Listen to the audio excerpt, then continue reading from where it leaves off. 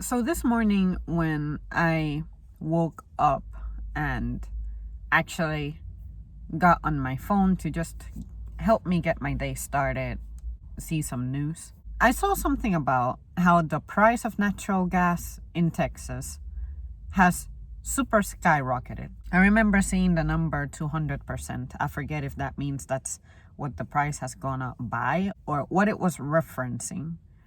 But it got me thinking about how the whole point of what we have been doing in modern days seems to be to unite everybody.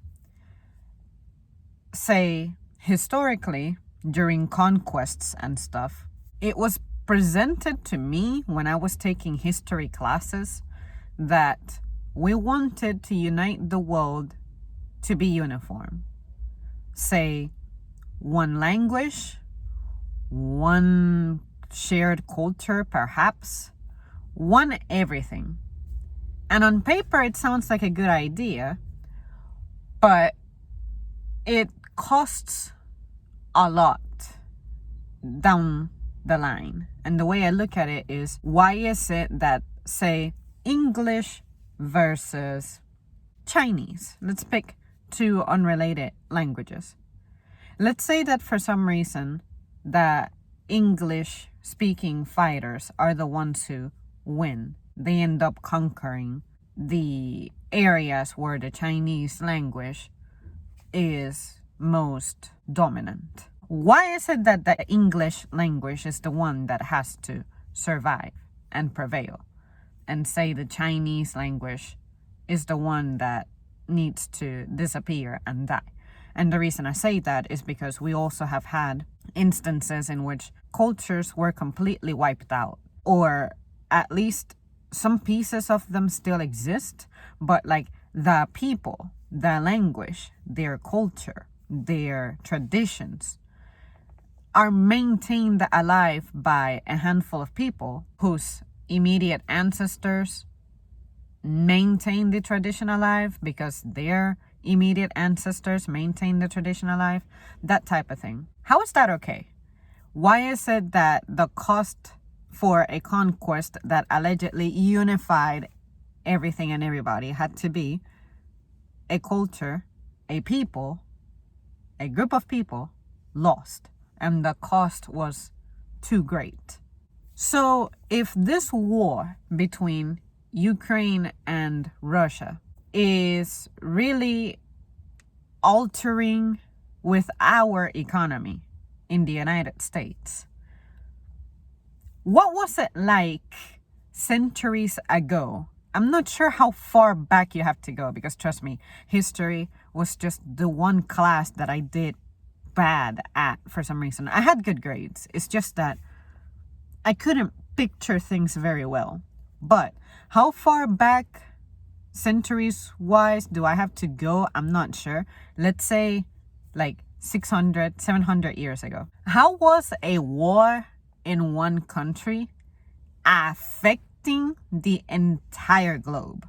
Let's say that for some reason we had the area that we know as Russia today having a war with the area we know as Ukraine today.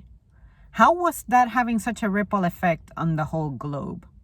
Especially if America had not been conquered yet. We didn't even have mediums of communication that I'm aware for us to know that that side of the world existed. Since I'm an American, like, let's stay here in America. From my perspective, all those centuries ago, given the technology that we had, the limitation due to terrain of expansion that we had, that really hadn't happened. Communication as we know it hadn't really happened. It's not like I could whip out my phone in like the fucking 1300s and find out what was happening in Asia, because I didn't know there was an Asia, and Asia and Europe did not know that I was around, allegedly.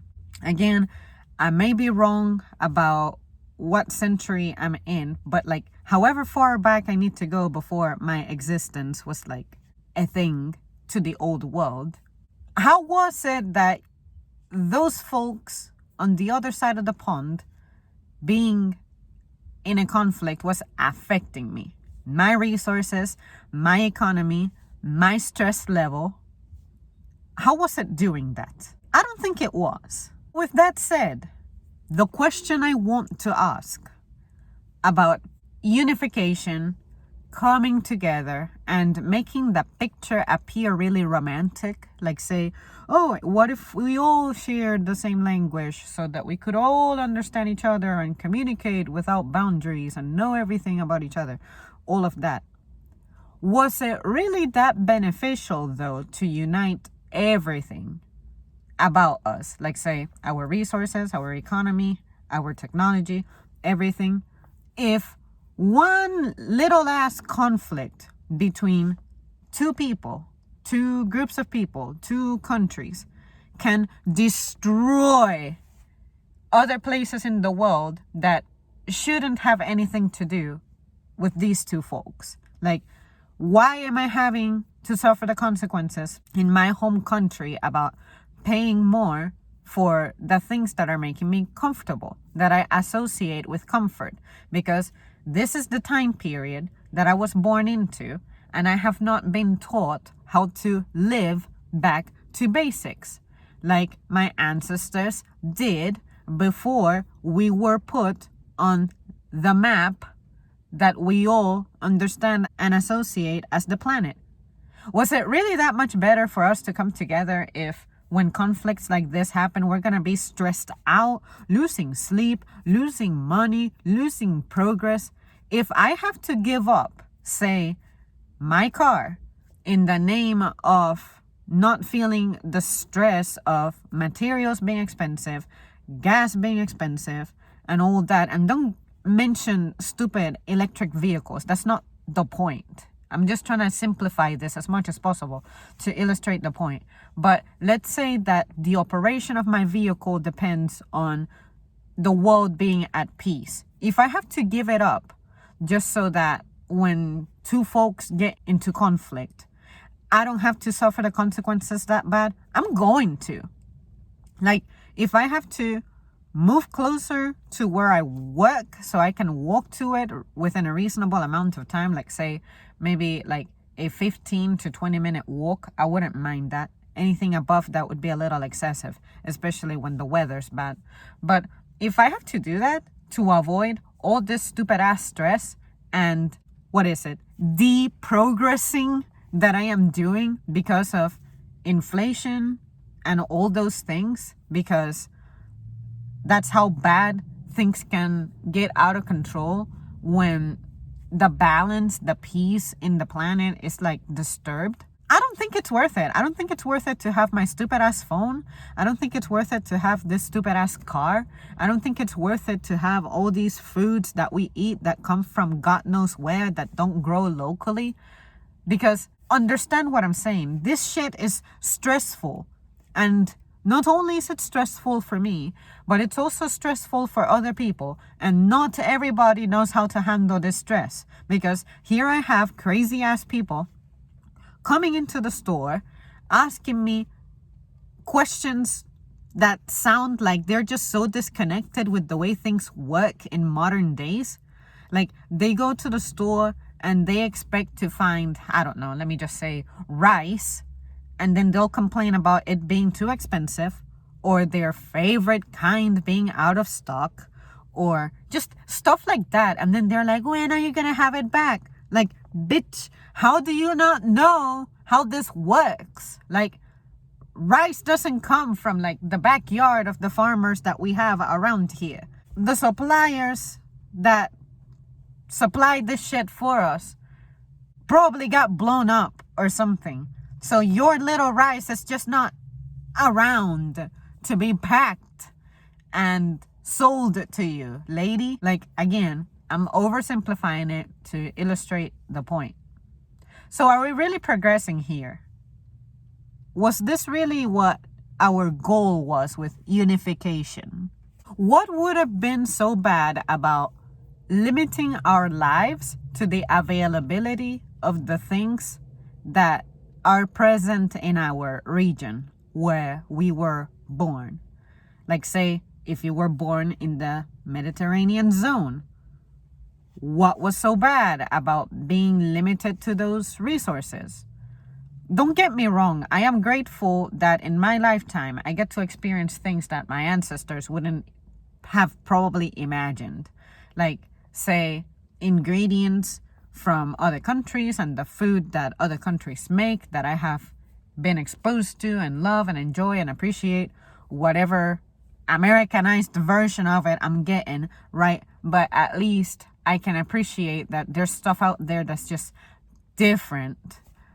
But at the same time, that has created something within people that is not being checked. And that is that spoiled and entitled feeling that we have nowadays. That attitude problem that we have when those things that we enjoy are not available, are hard to come by, or are not available on demand. What would have been so bad about us being limited to our region's product availability, I guess, without trading and stuff? I'm pretty sure that we all had it figured out where we were at on a local level. We were surviving. So if our life expectancy was shorter because of the limitations of our regions, I'm sure that we would have found the way to conquer that local zone to where we could live healthily ever after with our surroundings. But now we became comfortable with, sure, technology and science and medicine. Everything has gotten so much better. And trust me, I'm grateful that I don't have to have my my arm chopped off in an effort to see if this would cure something else. I don't know what crazy stuff was happening in like medieval times. Sanitation wise, I'm also grateful that stuff is just cleaner all around, even though we have created other problems we don't know how to address, such as the breakdown of our infrastructure and what to do with nuclear waste, for example. Where does that go? And what are the consequences of those that we aren't aware of? Little things like that. Trust me, I'm grateful for the things that I have as a modern person. But also, when I sit down and think about this critically, especially as someone who doesn't really have ambition for the things that tend to wow and impress people, like, I want to live my life as simple as possible. But modern days does not support that.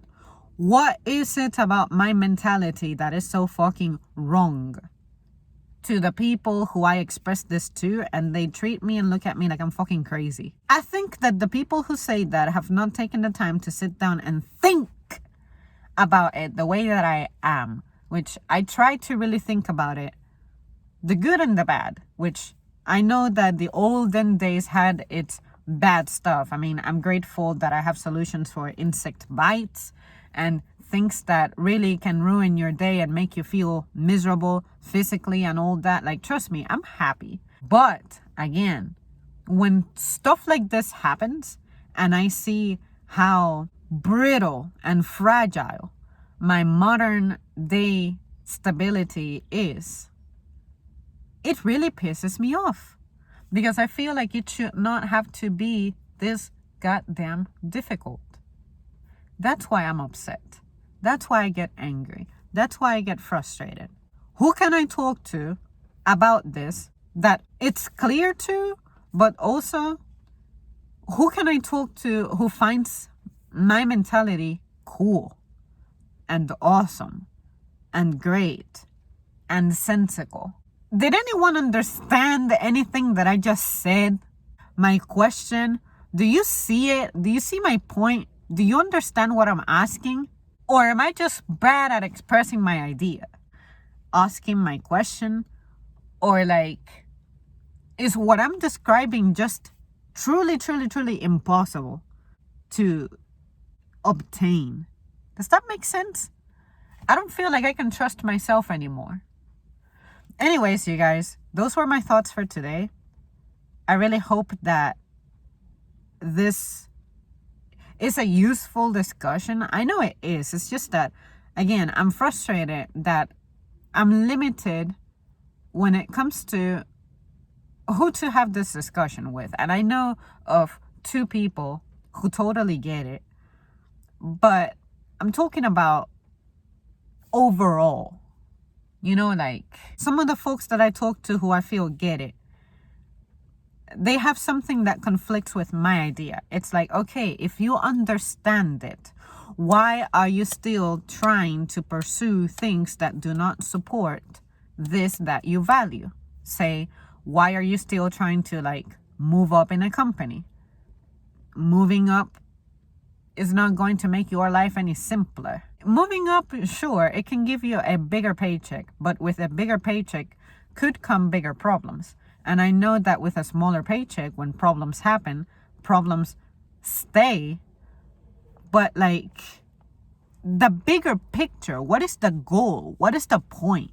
That's what is not filling in my brain. And that's what I need help with. Like, as individuals, we have our own ambition.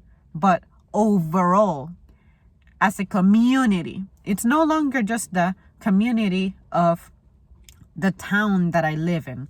It's no longer the surrounding cities. It's no longer one state. It's no longer just the United States. It's like the planet as a community. That's where we are now.